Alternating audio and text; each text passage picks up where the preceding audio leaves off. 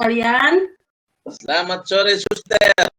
Ya, pada sore hari ini kita akan melanjutkan kegiatan IHT dan saya akan membawakan materi yaitu prinsip pengembangan kurikulum operasional di satuan pendidikan. Tapi sebelum kita melanjutkan kegiatan ini, saya mengajak kita sekalian untuk kita berdoa bersama sesuai dengan keyakinan kita masing-masing. Mari kita berdoa mulai.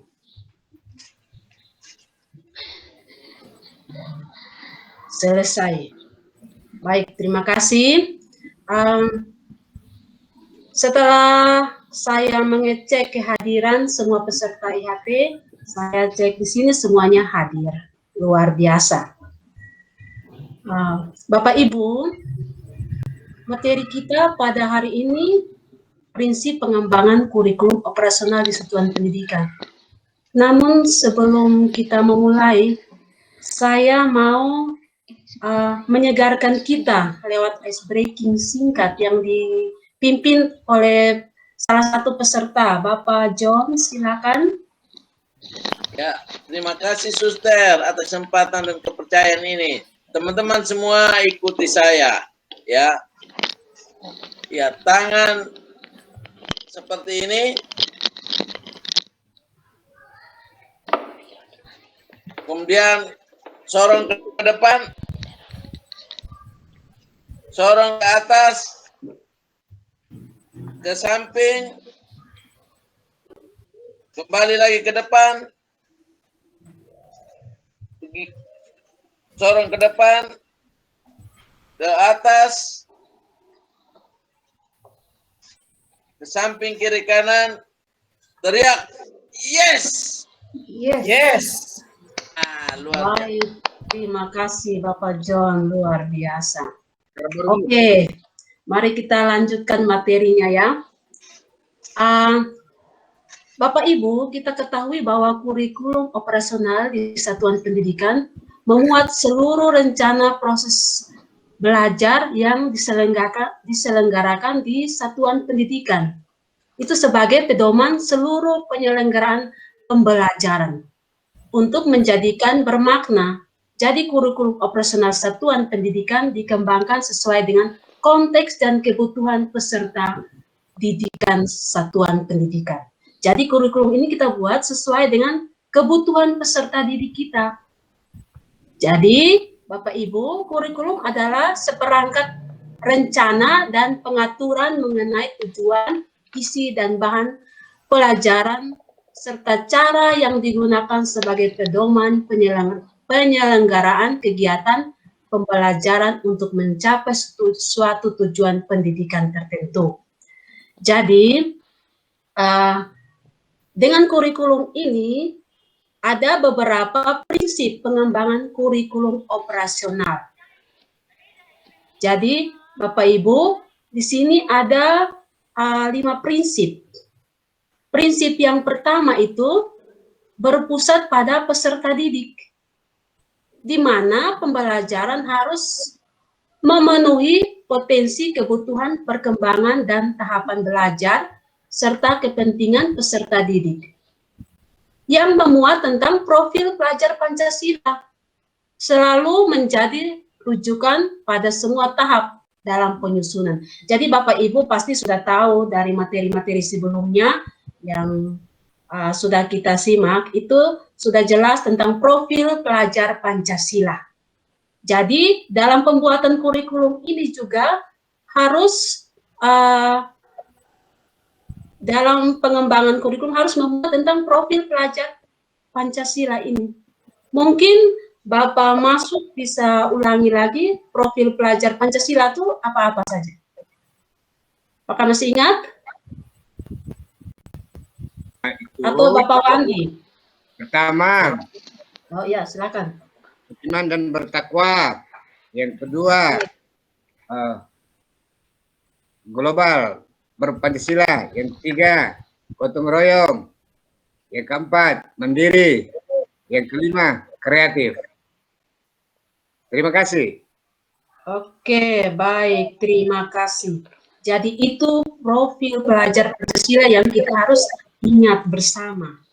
Nah, yang berikut prinsip yang kedua itu adalah kontekstual, di mana pada prinsip ini menunjukkan kekhasan dan sesuai dengan karakteristik satuan pendidikan, konteks sosial, budaya, dan lingkungan, serta dunia kerja dan industri. Jadi, pengembangan kurikulum ini dia harus berdasarkan lingkungan setempat, dunia kerja, pendidikan. Jadi nanti saya akan membagikan form analisis lingkungan sekolah yang dimana Bapak Ibu akan menganalisis lingkungan sekitar Bapak Ibu. Terus yang prinsip yang berikut esensial. Semua unsur informasi penting atau utama yang dibutuhkan oleh para pemegang kepentingan tentang kurikulum yang digunakan di satuan pendidikan dapat diperoleh di dokumen tersebut. Bahasanya harus lugas dan mudah dipahami, tidak mengulangi naskah atau kutipan yang sudah ada di naskah lain. Dokumen ini tidak perlu memuat kembali, misalnya lampiran Kemdikbud, serta seperti capaian pembelajaran, struktur, dan lain-lain. Jadi ini juga sangat penting, salah satu prinsip yang perlu kita pahami dalam penyusunan pengembangan kurikulum operasional itu, di mana bahasanya harus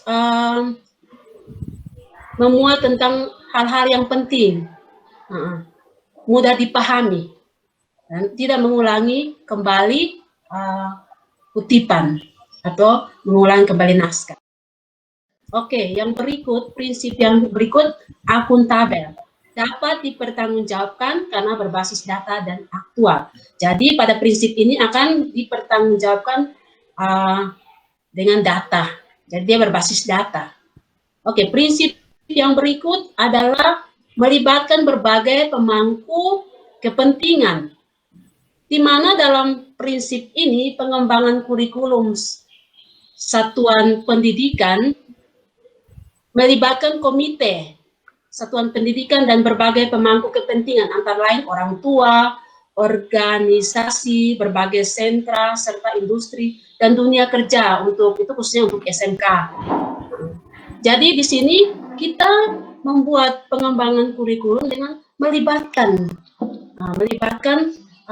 orang-orang yang ada di sekitar kita.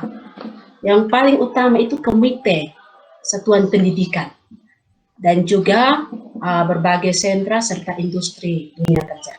Itu khusus untuk SMK, tapi kalau SMP, SD itu kita utamakan itu komite satuan pendidikan, orang tua.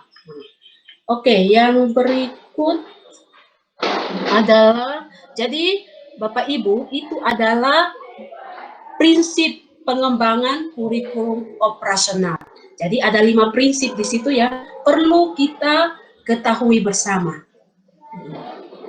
Jadi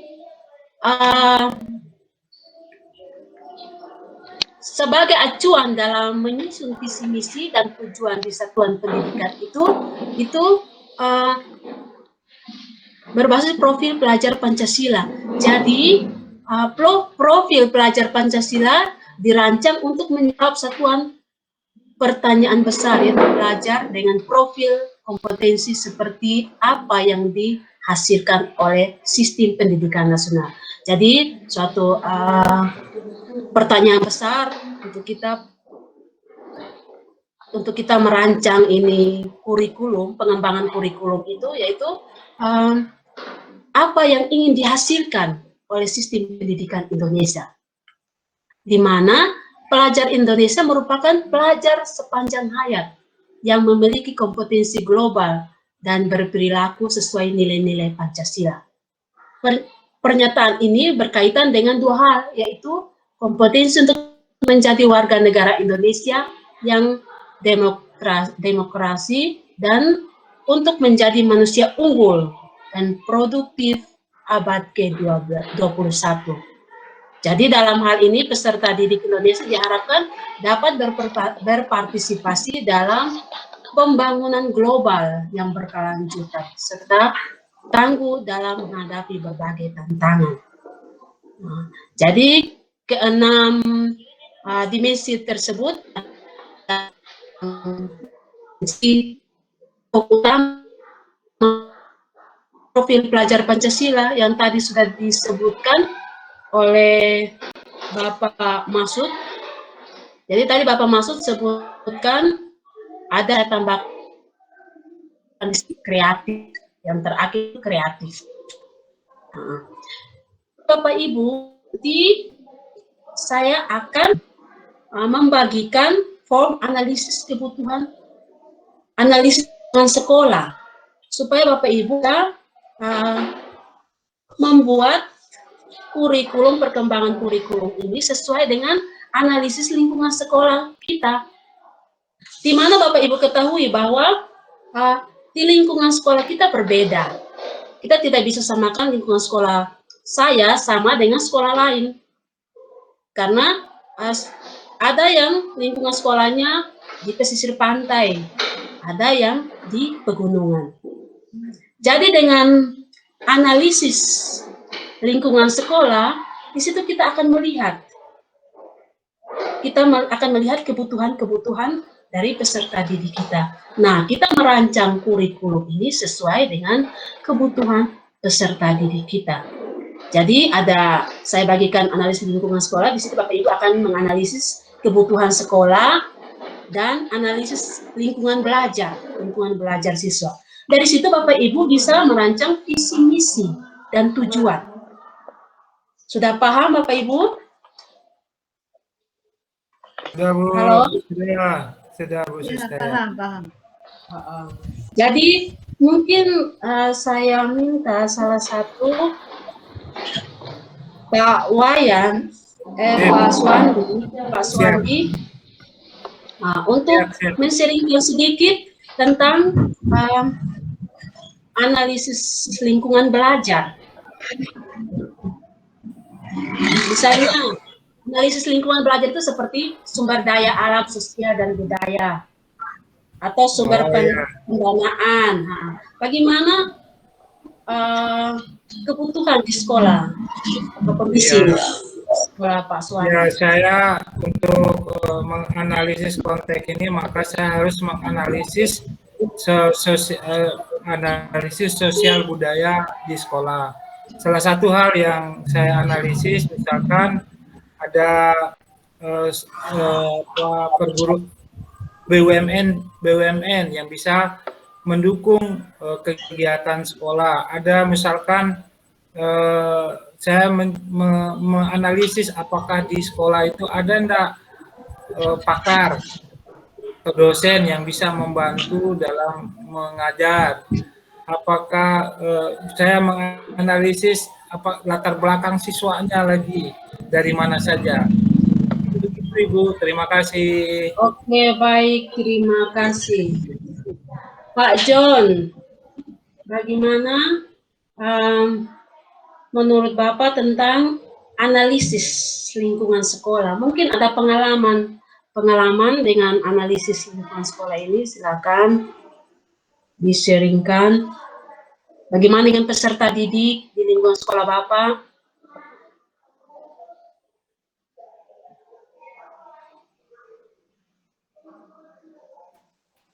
Masih unmute Pak John. Ya, silakan Bapak John.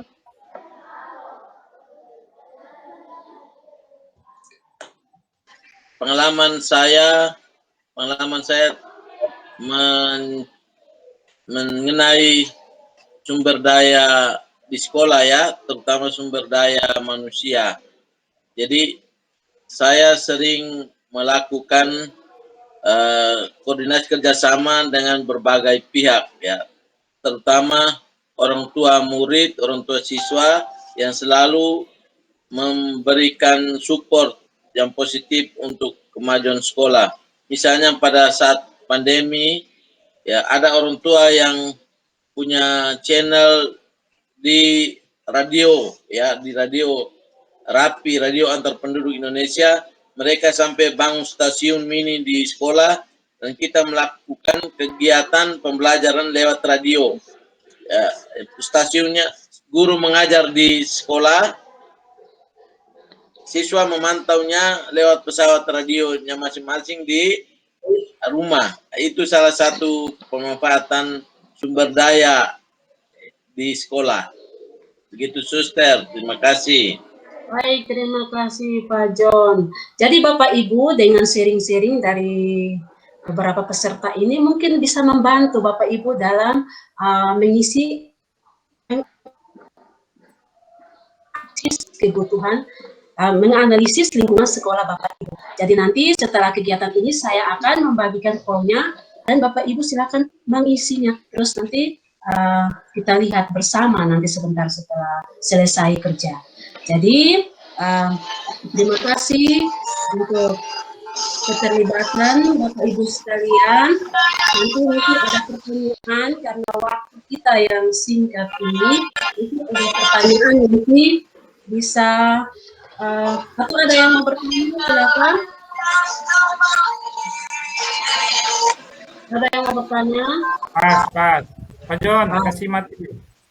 Oke, jadi terima kasih Bapak Ibu. Saya berharap semoga materi yang saya berikan ini khususnya tentang prinsip pengembangan kurikulum operasional di satuan pendidikan Bapak Ibu bisa memahaminya.